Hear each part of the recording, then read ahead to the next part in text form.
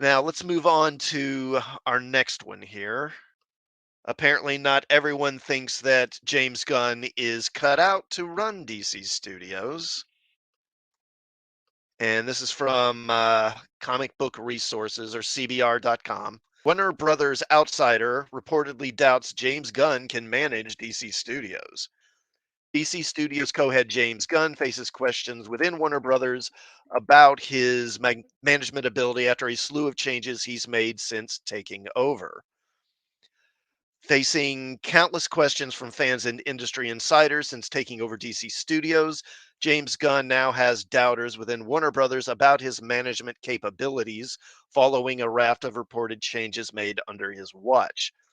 A report in the New York Post cites one Warner Brothers insider suggesting Gunn doesn't have what it takes to lead DC's rebuild. According to the source, Gunn lacks experience and doesn't compare to Marvel Studios head Kevin Feige because Gunn has never run anything, unquote. The insider said, I wonder if big filmmakers will work for another director with zero experience guiding movies through a huge grinder of a system. He's not Kevin Feige. Furthermore, the source pointed out that many at DC Studios felt pessimistic about its leadership role.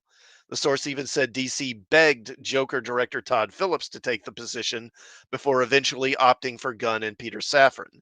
Gunn and Safran assumed co-leadership at DC Studios this past October. And it seems like I do recall hearing at some point that they offered the role to Gunn and initially he turned it down. So, I mean, I get the impression they weren't exactly having people line up to take this job, which is interesting.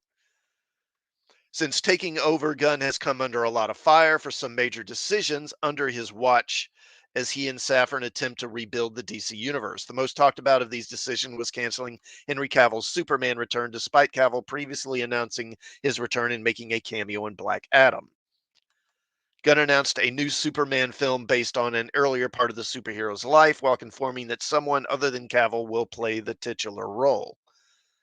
After Cavill subsequently confirmed he wouldn't return as Clark Kent's famous alter ego, Gunn faced angry DC fans who felt he coldly handled the situation, an accusation the Guardians of the Galaxy franchise Homer denied. He also refuted claims there's bad blood between himself and the Enola Holmes 2 star. They're referring to him as an Enola Holmes star. Sure, okay. Even suggesting he and Cavill would work on non DC projects down the line following talks.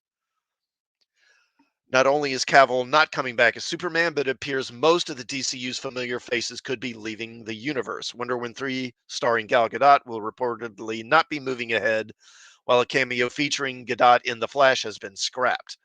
Furthermore, Jason Momoa will no longer star as Aquaman as he's been tipped within DC to play another of its characters in Lobo for an upcoming film franchise based on the intergalactic bounty hunter. Well, is that confirmed though?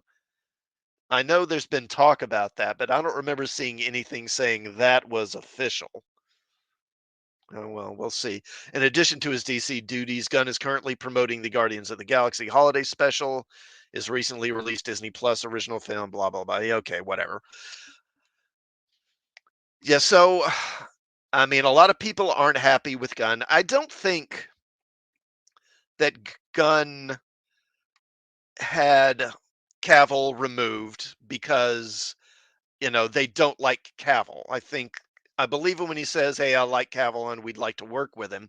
I really think that a lot of this recasting is simply a money issue. I think because there was an article that said that Gal Gadot was going to get like 20 million for Wonder Woman 3, and I got to imagine Cavill would be getting about that for Superman or for a Man of Steel 2.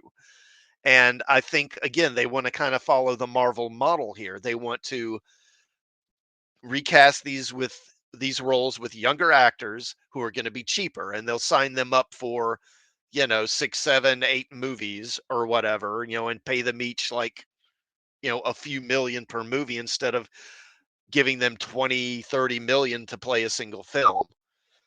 And that's one way they're going to save money because it's pretty obvious these DC films have a bit of a ceiling on how much money they can make. That Batman movie last spring made like 770 million. Wonder Woman made about that much too.